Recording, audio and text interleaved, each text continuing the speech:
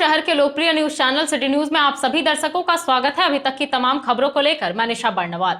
तो चलिए खबरों में आगे बढ़ते हैं और नजर डालते हैं आज के हेडलाइंस पर। जिला व पुलिस प्रशासन की ओर से किया गया शहरी क्षेत्र में फ्लैग मार्च। बड़ा चौक से पचंबा तक सदल बल घूमे डीसीएसपी। दुर्गा पूजा पर विधि व्यवस्था बनाए रखने का किया आह्वान। विधायक सुदीव्य कुमार सोनू ने पचंबा से लेकर बरमसिया तक विभिन्न पूजा मंडपों का किया निरीक्षण, लिया व्यवस्था का जायजा। निगम के उपनगर आयुक्त को दिए कई निर्देश। देवरी में फिर एक पेट्रोल पंप पर बदमाशों ने मचाया उत्पात। नोजल कर्मी को किया घायल। 35,000 नकदी व 2 मोबाइल लेकर फरार हुए अपराधी।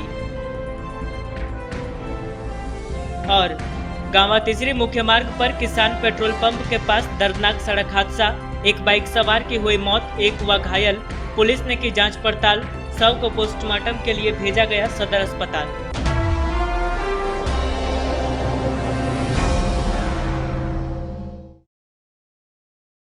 और अब खबरें विस्तार से।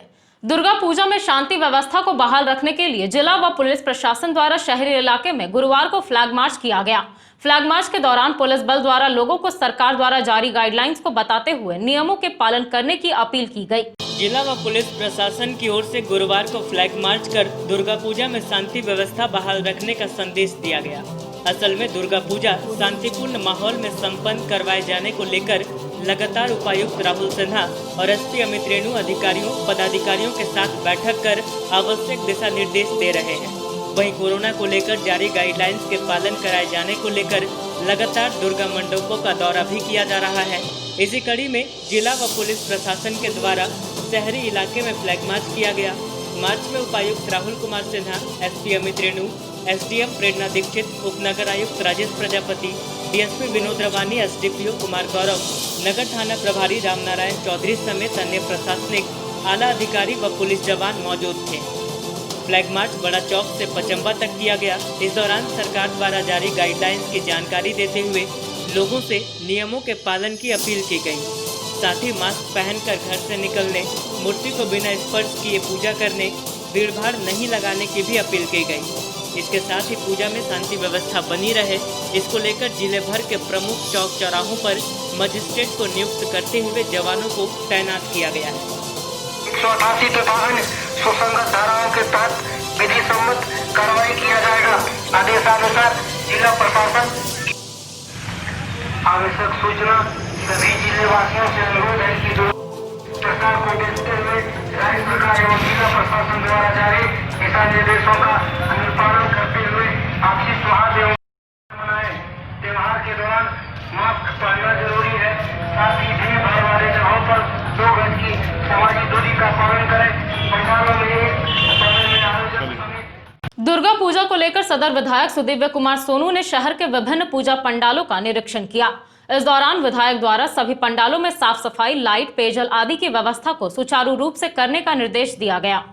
सदर विधायक सुदीव्य कुमार सोनू ने गुरुवार को शहर के विभिन्न पूजा पंडालों का निरीक्षण किया। इस क्रम में वे सबसे पहले पचंबा मंडप पहुंचे। इसके बाद बोड़ो दुर्गा मंडप, अलकापुरी, शास्त्री नगर, पुराना जेल परिसर दुर्गा मंडप, बरगंडा स्थित विश्वनाथ मंदिर, बरमसिया स्थित विजय इंस्टीट्यूट एवं रखित बाबू के दुर्गा मंडप का दौरा किया। मौके पर इन्होंने निगम के उपनगर आयुक्त राजेश प्रजापति को आवश्यक दिशा निर्देश दिया।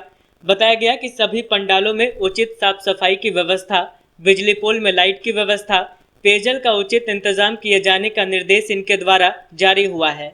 बताया गया कि इन्होंने पुलिस अधीक्षक को भी पत्र लिखकर सभी पूजा पंडालों में महिला पुलिसकर्मी की तैनाती की बात कही है, ताकि सरकार द्वारा जारी कोविड-19 के तहत दिशा निर्देश का पालन करवाया जा सके। क्षेत्र भ्रमण में जिलाध्यक्ष संजय सिंह, अजित कुमार पप्पू, नगर आयुक्त राजेश प्रजापति, गौरव कुमार, अभय सिंह, राकेश रंजन, रॉकी सिंह, पवन सिंह, रामजी यादव, मृगेंद्र नारायण सिंह, रणधीर वर्मा, राहुल कुमार मोनू, बंटी केडिया आदि लोग मौजूद थे। पूजा पंडालों का निरीक्षण करके हम लोग चल रहे हैं। हमारे साथ नगर आयुक्त भी हैं, थाना के प्रभारी भी हैं, हमारे संगठन के साथी भी हैं। हम लोगों का ये उद्देश्य है कि प्रशासन और जनता या कमेटियों के बीच एक समन्वय स्थापित करते हुए जो कमियां हैं उन कमियों को यथाशीघ्र हम लोग दूर करें। समाहरणालय के सभागार में धान अधिप्राप्ति एवं ग्रीन कार्ड से संबंधित बैठक के पश्चात एक प्रेस कॉन्फ्रेंस आयोजित की गई।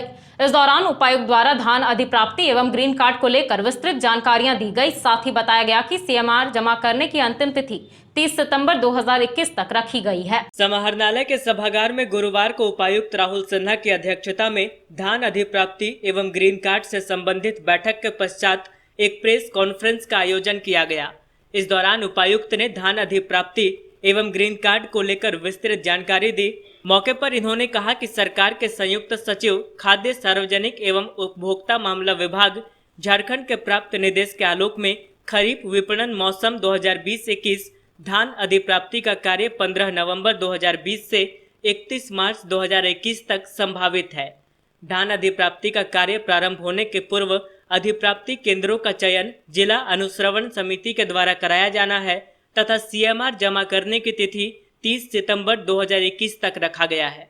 बताया गया कि इस वर्ष भारत सरकार द्वारा न्यूनतम समर्थन मूल्य साधारण धान के लिए 1868 रुपए प्रति क्विंटल तथा ग्रेड ए धान के लिए 1866 रुपए प्रति क्विंटल रखा गया है। प्रेस कॉन्फ्रेंस में उपायुक्त के साथ मुख्य रूप से जिला पूर्ति पदाधिकारी, जिला जनसंपर्क पदाधिकारी, जिला सहकारिता पदाधिकारी, प्रिंट मीडिया एवं इलेक्ट्रॉनिक मीडिया के प्रतिनिधि सहित अन्य संबंधित अधिकारीगण उपस्थित थे। जिले में राशन कार्ड हेतु 1,11,000 सदस्यों की रिक्ति का निर्धारण राज्य सरकार के स्तर पर किया गया है, जिस पर आवेदन पत्र प्राप्त किए जा रहे हैं। 15 अक्टूबर तक आवेदन पत्र प्राप्त करने की तिथि थी और उस दौरान कुल 3,14,440 आवेदन पत्र प्राप्त हुए हैं। इसमें से कि 2,46,811 ऑनलाइन माध्यम से मिले हैं और 67,629 ऑफलाइन माध्यम से प्राप्त हुए हैं। वर्तमान में इन सभी का जांच प्रक्रिया जारी है, जो कि जिला स्तर पर, प्रखंड स्तर पर तथा पंचायत स्तर पर चल रहा है। इन सभी जांच टीम में block level officers, supply level officers, teachers और आंगनवाड़ी केंद्रों के सहायिकाएँ और सेविकाएँ सम्मिलित हैं। इनका उद्देश्य है कि हर एक प्राप्त आवेदन की सुपात्रता की जांच की जाए और प्रायोरिटी के हिसाब से सभी लाभुकों को एक निर्धारित करते हुए प्रायोरिटी लिस्ट का तैयार किया जाए। इस प्रायोरिटी लिस्ट को 1 नवंबर से लेकर 15 नवंबर के बीच में प्रकाशित किया जाएगा और 16 नवंबर से 25 नवंबर के बीच में उस पर आपत्ति की जाएगी। आपत्ति का एक प्रपत्र है जो झारखंड वेबसाइट, झारखंड के आहार पोर्टल पर भी उपलब्ध है और सभी आपूर्ति कार्यालयों में उपलब्ध है। आपत्ति करते समय व्यक्ति को, आपत्तिकर्ता को एक शपथ पत्र भी देना है कि वो जिस व्यक्ति के विरुद्ध आपत्ति दे रहा है उसकी जानकारी में सूचना पूरी तरह से सही है। इन सभी आपत्तियों का निराकरण 26 नवंबर से लेकर 10 दिसंबर के बीच में किया जाएगा। पंचायत स्तरीय सभाओं में मुखिया की अध्यक्षता में आपत्ति को निराकरण होगा और शहरी क्षेत्रों में वार्ड सदस्य की अध्यक्षता में आपत्तियों का निराकरण होगा। सभी आपत्तियों के निराकरण के पश्चात प्राथमिकता सूची का अंतिम प्रकाशन 11 दिसंबर से लेकर 20 दिसंबर के दरमियान किया जाएगा। उसके पश्चात उनको ग्रीन राशन कार्ड उपलब्ध। झारखंड प्रदेश कांग्रेस कमेटी के प्रदेश प्रवक्ता शमशेर आलम गुरुवार को गिरिडीह के नया परिसदन भवन में पत्रकारों से मुखातिब हुए। इस दौरान उन्होंने केंद्र सरकार पर जमकर निशाना साधा। कहा कि इस कोरोना काल में भी केंद्र सरकार की नजर झारखंड के खजाने पर है। जनता बेरमो और दुमका उपचुनाव में इन्हें सबक जरूर सिखाएगी। झारखंड प्रदेश कांग्रेस कमेटी के प्रदेश प्रवक्ता शमशेर आलम ने गुरुवार को गिरिडीह में केंद्र सरकार पर निशाना साधते हुए कहा कि झारखंड जैसे आदिवासी बहुल और गैर भाजपा शासित राज्य के साथ पक्षपातपूर्ण रवैये के खिलाफ आवाज उठाने और चरणबद्ध आंदोलन के लिए कांग्रेस प्रतिबद्ध है। वह नया परिसदन भवन में पत्रकारों से मुखातिब थे। मौके पर इनके साथ जिलाध्यक्ष नरेश वर्मा, उपाध्यक्ष अजय सिन्हा, पार्टी नेता सतीश केडिया, लड्डू खान, कृष्णा सिंह आदि लोग मौजूद थे। इस दौरान इन्होंने कहा कि केंद्र सरकार और केंद्रीय उपक्रमों के पास झारखंड का करीब 75,000 करोड़ रुपए का बकाया है, लेकिन केंद्र सरकार इस राशि को देने के बजाय संकट की इस घड़ी में झारखंड जैसे पिछड़े राज्यों से ही गलत और अलोकतांत्रिक तरीके से अचानक 1417 करोड़ रुपए आरबीआई के माध्यम से डीवीसी के बकाया राशि के रूप में वसूल लेती है। झारखंड सरकार के पास आय के स्रोत सीमित हैं। ऐसे में कोविड-19 के आपातकाल में कर संग्रह भी कम हुआ है। पहले से ही राज्य की सरकार आर्थिक संकट से जूझ रही है। दूसरी ओर केंद्र सरकार द्वारा राज्य के खजाने पर आक्रमण किए जा रहे हैं। वहीं राज्य सरकार का बकाया भी नहीं दिया जा रहा है।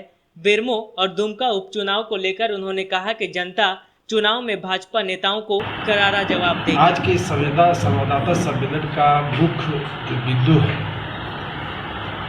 कि भारतीय जनता पार्टी और केंद्र सरकार का जो रवैया विशेष करके झारखंड सरकार के साथ जो दिखाई दे रहा है ये पूरी तरह से अलोकतांत्रिक है। कारण ये है कि आज कोविड-19 के संकट काल में आज हमको हमारी सरकार ये आशा करती थी कि केंद्र सरकार हमें मदद करेगी, केंद्र सरकार हम लोगों को राशि उपलब्ध कराएगी ताकि हम कोविड-19 का सामना अपने स्टेट राज्य में कर सकें।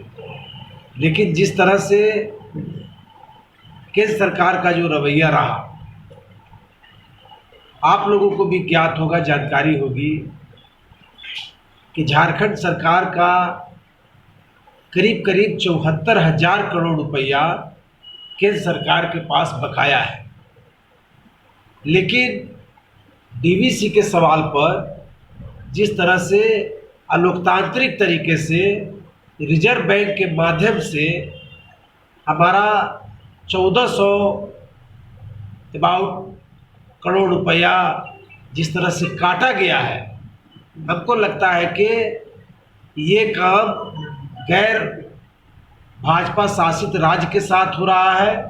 विशेष करके आदिवासी बहुल जो हमारा राज्य है उसके साथ हो रहा है, न कि जहां भारतीय जनता पार्टी का शासन है उस राज्य के साथ हो ही नहीं रहा।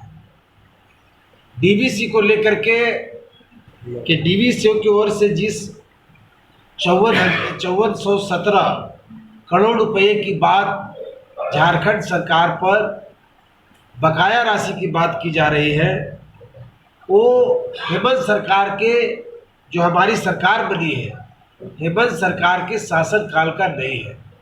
पिछले 5 वर्षों में जो रघुवर दास की सरकार रही, हुकूमत रही, उसमें इस पैसे का कोई भी भुगतान नहीं किया गया और केंद्र के माध्यम से भी किसी तरह की कोई कार्रवाई नहीं हुई।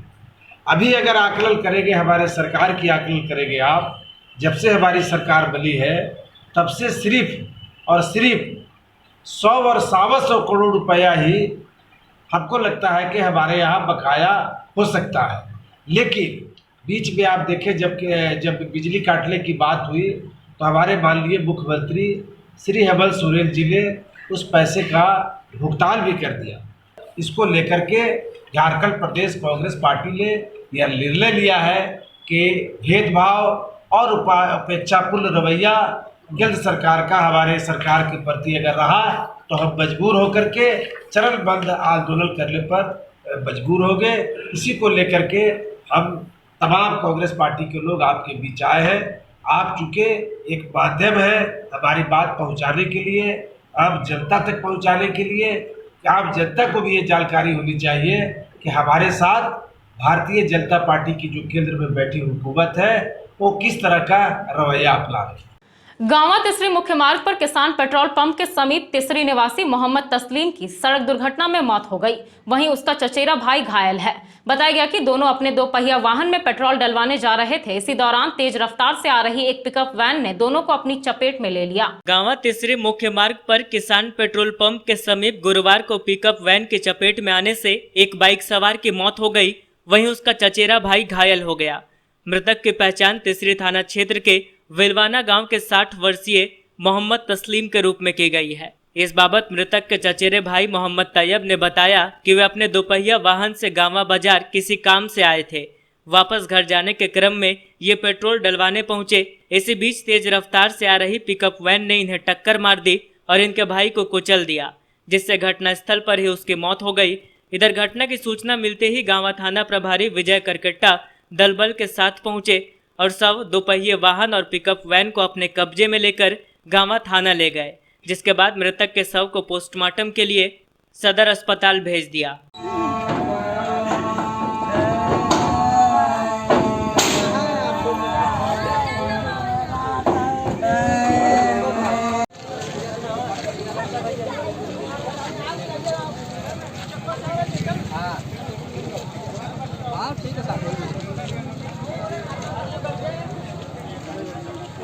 घटना हुआ था? घटना घटा कि उधर से आ रहा था पिकअपा, इधर हम लोग तेल भराने के लिए उसको इशारा दिया कि रोकने के लिए, ताली मार दिया करके स्पीड में चल रहा था। कहाँ से आ रहे थे आप लोग? गाँव से कहाँ जा रहे थे? जा रहे थे घर बेलवाना। क्या नाम हुआ आपका? मोहम्मद। एक बार फिर देवरी में बदमाशों ने पेट्रोल पंप में लूट की घटना को अंजाम दिया है। इस बाबत मां दुर्गा किसान सेवा केंद्र चित्रोकुरहा पेट्रोल पंप के नोजल कर्मी सौमित्र सामंता ने बताया कि दिन में काम खत्म होने के बाद वे डेली सेल रजिस्टर क्लोज कर रहे थे, तभी 5 लोग देसी कट्टा के साथ आए और लूट की घटना को अंजाम दिया। देवरी में एक बार फिर बदमाशों ने उत्पात मचाया है। इस बार मां दुर्गा किसान सेवा केंद्र चित्रोकुरहा पेट्रोल पंप में हथियार से लैस होकर अपराधी घुसे व नोजल कर्मी को मारपीट कर घायल कर दिया। वहीं 35,000 रुपए नगद, 2 मोबाइल फोन लेकर फरार हो गए। इस बाबत नोजल कर्मी सौमित्र कुमार सामंता ने बताया कि वे रोज की तरह पंप का लाइट बंद कर डेली सेल रजिस्टर क्लोज कर रहे थे, तभी 5 व्यक्ति अचानक शटर उठाकर अंदर घुस गए और गाली गलौज करते हुए मारपीट करने लगे। उनमें से 2 लोगों के पास देसी कट्टा भी था। मारपीट कर घायल करने के बाद वे लोग एक बैग जिसमें 35,000 रुपए थे, 2 मोबाइल फोन और इनके पैकेट से पैसे लेकर फरार हो गए। जिसके बाद इन्होंने देवरी थाना को सूचना दी। सूचना दिए जाने के 1 घंटे बाद थाना प्रभारी पेट्रोल पंप पहुंचे और जानकारी ली। बताते चले कि 1 महीने के अंदर ये तीसरी घटना है जिसमें बदमाशों ने थाना क्षेत्र के अलग अलग जगहों से हजारों रुपए की लूट को अंजाम दिया है। सबसे पहले बजगुंदा स्थित साहू फ्यूल से दिन दहाड़े हथियार दिखाकर लगभग 60,000 रुपए की लूट की घटना को अंजाम दिया गया था। उसके बाद नायक पेट्रोल पंप पर पेट्रोल भरवाने आए एक ग्राहक के डिक्की से 50,000 रुपए बदमाशों ने चुरा लिया था। लगातार हो रही घटनाओं से लगता है कि देवरी में अब कोई सुरक्षित नहीं है, क्योंकि रात दिन पेट्रोलिंग के बावजूद लोग हथियार लेकर कहीं दिन दहाड़े लूट रहे हैं तो कहीं मारपीट कर लूट को अंजाम दिया जा रहा है, जो देवरी प्रशासन पर सवाल खड़ा करता है। वह सौमित्र कुमार सामंत। कौन पद पे काम कर रहे पेट्रोल पंप में? आप लिखिए कैशियर कम कस्टमर अटेंडेंट। अच्छा, क्या घटना हुआ आपके साथ? हमारे साथ घटना ये हुआ कि हम 10-10:15 बजे के बीच कंपनी का जो DSR होता है, डेली सेल रजिस्टर, उसका डेली हम क्लोज करते हैं और कंपनी को इसका व्हाट्सअप जाता है पूरा, तो वैसी को हम क्लोजिंग कर रहे थे। उसी बीच शटर उठा के 5 व्यक्ति जो है लाठी डंडा और 2 के हाथ में पिस्तौल था और लेके और हम पर डायरेक्ट वो लोग वार करने लगा, मारने लगा। हमने हाथ से रोकना चाहा, फिर भी मारते रहा। फिर भी 1-2 आदमी ने और मेरे माथे पर मारा, जिससे मेरा ब्लीडिंग चालू हुआ और ब्लीडिंग बहुत देर तक होती रही। उसके बाद जो है वो लोग बहुत मार कर गाली गलौज करने के बाद हमारा पॉकेट से भी कुछ पैसा था उनको भी छीना। मेरा बैग जो लेके गया उसमें मेरा 35,000 रुपया था और एक मेरा एंड्रॉयड फ़ोन मेरा था और एक मेरे मालिक जो थे उनका भी एक एंड्रॉयड फ़ोन था, उसको भी वो लोग साथ में लेके गए। थाना में सूचना किया? ऐसा थाना में सूचना कर दिए गए हैं। प्रभारी जी लोग आए थे और यहाँ का मुआयना किए और हमसे बयान भी लिए और बयान होने के बाद बोले कि फिर कल आपसे मिलेंगे। कितना देर बाद थाना प्रभारी पहुँचे यहाँ? घटना के 1 घंटा। बिरनी के पूर्णा नावाडीह में जमीन विवाद को लेकर 2 गोतिया में मारपीट हो गई। मारपीट में दोनों पक्ष से 7 लोग घायल हो गए। घायलों में से 5 का इलाज सदर अस्पताल गिरिडीह में चल रहा है, वहीं 2 घायल धनबाद में अपना इलाज करवा रहे हैं। मामले को लेकर दोनों पक्ष के लोगों ने थाने में आवेदन देकर शिकायत दर्ज करवाई है। बिरनी थाना क्षेत्र के पूर्णा नावाडीह में 2 गोतिया के बीच जमीन विवाद को लेकर मारपीट हो गई। घटना में एक पक्ष से 5 तो दूसरे पक्ष से 2 लोग घायल हो गए। पहले पक्ष के घायलों को इलाज के लिए सदर अस्पताल में भर्ती करवाया गया, वहीं दूसरे पक्ष के 2 लोगों को धनबाद भेजा गया है। आरोप है कि महावीर यादव अपने खेत में मेड़ बना रहे थे, तभी बिंदेश्वर महतो वहां पर आकर गाली गलौज करने लगे। आपस में दोनों के बीच बाताबाती हुई, जिसके बाद बिंदेश्वर महतो चौकीदार होने का रौब दिखाकर मारपीट करने लगे। घटना में एक पक्ष से वासुदेव यादव, उमेश यादव, पवन यादव, यशोदा देवी और सविता देवी घायल हुई हैं, जिनका इलाज सदर अस्पताल में चल रहा है। वहीं दूसरे पक्ष के लोग इलाज के लिए धनबाद चले गए। हमलावरों की पहचान सीताराम यादव, उपेंद्र यादव, बिंदेश्वर यादव, शिवशंकर यादव आदि के रूप में की गई। घटना को लेकर दोनों ओर से थाने में मामला दर्ज करा दिया गया है। कहाँ घर है? कौन सा थाना? क्या हुआ था? जमीन का जाकर मारपीट। कौन लोग मारे? तो सीताराम और उपेंद्र, विनोद, शशिशंकर। क्या चीज़ को लेकर मारपीट हुआ है? तो आलू रोप रहे थे तो गवर्नमेंट काट रहे थे न, इसीलिए वो मारपीट किया और मेरा ज़मीन में काट दे रहे हैं इधर। तो ज़मीन किसका था? ज़मीन में आलू मार रहे थे। आप उसमें उपजाऊ कर रहे थे? हाँ, उपजाऊ कर रहे थे। कौन कौन लोग मारे हैं?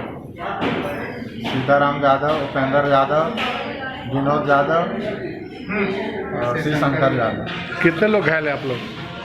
हम लोग 5 जन घायल हैं। कौन, क्या नाम है?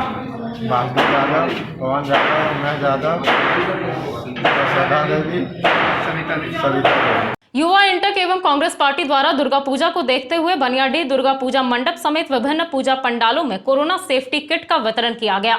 बताया गया कि कोरोना से बचाव के लिए सुरक्षा किट का वितरण किया जा रहा है। नवमी पूजा तक जिले के सभी पूजा पंडालों में सेफ्टी किट का वितरण किया जाएगा। युवा इंटक एवं कांग्रेस पार्टी की ओर से दुर्गा पूजा को देखते हुए कोरोना सेफ्टी किट का वितरण बनियाडीह दुर्गा पूजा मंडप समेत विभिन्न पूजा पंडालों में किया गया। वितरण करने वालों में युवा इंटक एवं कांग्रेस पार्टी के तरफ से ऋषिकेश मिश्रा, कैसर तौहिद, शमशेर आलम आदि मौजूद रहे।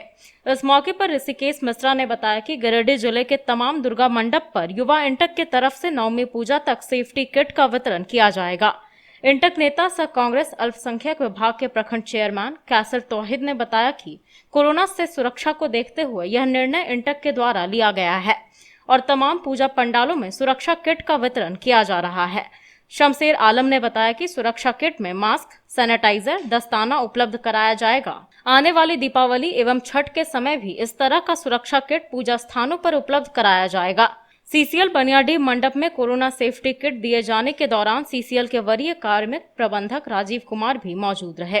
आज दुर्गा पूजा के शुभ अवसर पर युवा इंटेक गिरिडीह और कांग्रेस पार्टी ने सेफ्टी किट का विभिन्न पूजा पंडालों में वितरण किया, जिसमें मुख्य रूप से ऋषिकेश जी, हमारे शमशेर भाई और कैसर तौहिद मुख्य भूमिकाओं में थे। सरिया के मायापुर कोयरेडीह में दीदी बाड़ी योजना का उद्घाटन सरिया प्रमुख, बीडीओ सहित अन्य लोगों ने संयुक्त रूप से किया। बताया गया कि यह योजना सरकार की एक महत्वाकांक्षी योजना है, जिसका उद्देश्य महिलाओं को स्वावलंबी और सुदृढ़ बनाना है। सरिया प्रखंड अंतर्गत मायापुर कोयरेडीह में दीदी बाड़ी योजना का उद्घाटन गुरुवार को किया गया। मौके पर सरिया प्रमुख रामपति प्रसाद वर्मा, प्रखंड विकास पदाधिकारी पुष्कर सिंह मुंडा, बीपीओ जगदीश दास, जीप सदस्य अर्जुन प्रसाद आर्य, जेएसएलपीएस के एफटीसी जयप्रकाश वर्मा मुख्य रूप से उपस्थित रहे। इन्हीं के द्वारा संयुक्त रूप से दीदी बाड़ी योजना का शुभारंभ किया गया। इस दौरान सरिया प्रमुख ने कहा कि दीदी बाड़ी योजना सरकार की एक महत्वाकांक्षी योजनाओं में से एक है। इसमें कुपोषण से मुक्ति के लिए महिलाओं को जेएसएलपीएस के दीदी को जोड़ने का काम करना है और सरकार द्वारा दी गई योजनाओं से आर्थिक सुदृढ़ीकरण करना है, जिससे रोजगार मिलने से इनकी आर्थिक स्थिति मजबूत होगी। इधर श्री मुंडा ने कहा कि ग्रामीण परिवारों की आर्थिक स्थिति को सुदृढ़ करने के लिए मनरेगा एवं Jharkhand state livelihood promotion society के संयुक्त प्रयास से कार्यक्रम को संचालित किया जा रहा है। वहीं जीप सदस्य श्री आर्या ने कहा कि इस कार्यक्रम में जैविक पद्धति से खेती किया जाता है। इसमें किसी प्रकार का रासायनिक खाद प्रयोग नहीं होता है। झारखंड की आधी आबादी कुपोषण एवं एनीमिया से ग्रसित है। इस कार्यक्रम का मुख्य उद्देश्य महिलाओं को स्वावलंबी एवं आर्थिक रूप से सुदृढ़ बनाना है। इस कार्यक्रम को सफल बनाने में जेई सुभाष कुमार, रोजगार सेवक कोलेश्वर महतो, पंचायत सेवक संजय कुमार महतो, सामाजिक कार्यकर्ता राजीव कुमार वर्मा, अनिल शर्मा, अमरनाथ सिंह, रामदेव ठाकुर, रमेश पांडे, खूबलाल वर्मा आदि का योगदान सराहनीय रहा। सरिया प्रखंड के मायापुर गांव में दीदी बाड़ी का उद्घाटन किया गया। इस योजना का मुख्य उद्देश्य है कि कुपोषण से मुक्ति के लिए महिलाओं को जो जेएसएलपीएस की सखी मंडल की दीदी है उनको जोड़ना है और आर्थिक रूप से उसको इस योजना के माध्यम से मजबूती प्रदान करना है। ये सरकार की बहुत महत्वाकांक्षी योजना है। तो चलते चलते एक बार फिर नजर डालते हैं आज के हेडलाइंस पर। जिला व पुलिस प्रशासन की ओर से किया गया शहरी क्षेत्र में फ्लैग मार्च। बड़ा चौक से पचम्बा तक सदल बल घूमे डीसीएसपी। दुर्गा पूजा पर विधि व्यवस्था बनाए रखने का किया आह्वान। विधायक सुदीव्य कुमार सोनू ने पचम्बा से लेकर बरमसिया तक विभिन्न पूजा मंडपों का किया निरीक्षण, लिया व्यवस्था का जायजा। निगम के उपनगर आयुक्त को दिए कई निर्देश। देवरी में फिर एक पेट्रोल पंप पर बदमाशों ने मचाया उत्पात, नोजल कर्मी को किया घायल। 35,000 नकदी व 2 मोबाइल लेकर फरार हुए अपराधी। और गांवा तीसरी मुख्य मार्ग पर किसान पेट्रोल पंप के पास दर्दनाक सड़क हादसा, एक बाइक सवार की हुई मौत, एक हुआ घायल। पुलिस ने की जांच पड़ताल, शव को पोस्टमार्टम के लिए भेजा गया सदर अस्पताल।